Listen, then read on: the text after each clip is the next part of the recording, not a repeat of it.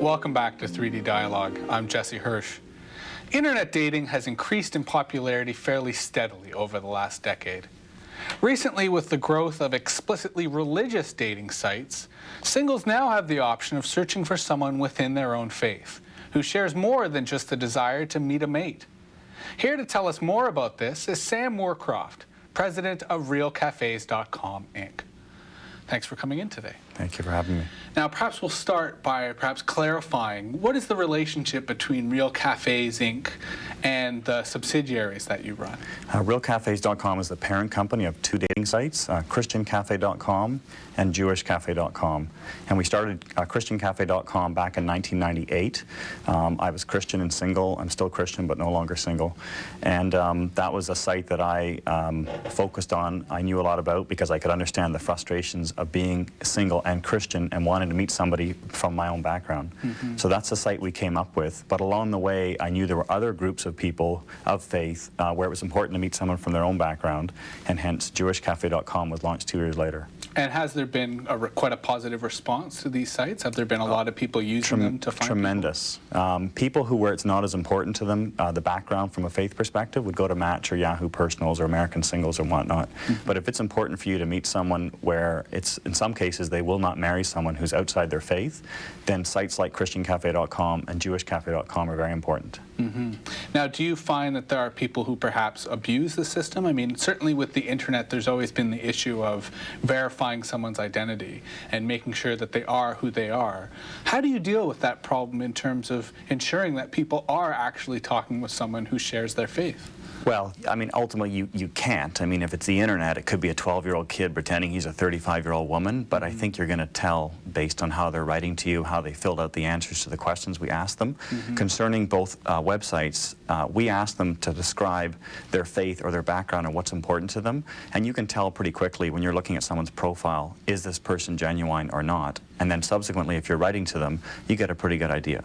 Now, you mentioned yourself that you started this when you were single and looking for other people, and you mentioned that you were no longer single. That's correct. Is there, let's say, a greater match rate or a greater rate in which people, let's say, reach marriage when they're doing faith-based dating rather than traditional non-faith-based dating? That'd be difficult to say. We don't have any statistics. I don't know that the major sort of secular websites would publish those either. We can only tell when someone's had a match if they write to us, because once they leave our website, for whatever reason, we don't pursue them. If they elect not to be on it, we don't necessarily know the reason, but we do get tremendous amounts of testimonials, so clearly it's working for hundreds and hundreds and hundreds of people. Can you perhaps give a few examples of those testimonials? Like, what do people tell you in terms of their response or their joy even at finding their mate online?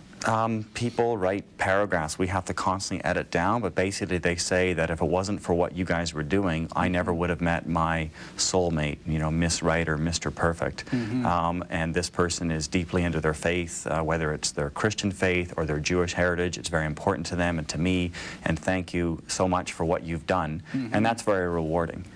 Now, I mean, can you give us any sense of numbers of how many people use this service? Like, how many people, let's say, in a yearly basis or even a monthly basis would seek out others of the same faith? Do you find that this is a very popular phenomenon? I'd say it's tremendously popular. One of the beauties of the internet is it allows you to segment. So previously, if you were looking for somebody, where you're going to meet them in a club, you're going to meet them in a restaurant, a laundromat, a social function, you never really know if they have the same background. Whereas the internet allows you to segment, so you can go onto a site like ChristianCafe.com or JewishCafe.com, already half the battle's won because you know that the people on that website share your background.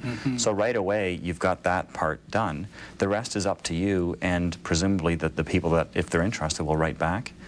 But at the end of the day, I think it's much more successful than going to say, and not to slag my secular competitors, but if I'm on Match, if it's important to me that someone is, say, Christian or Jewish, how am I going to know? Because I'm sorting through millions of profiles. From the Christian perspective, I'm sorting through people who call themselves Christian, but that means so many things to so many people.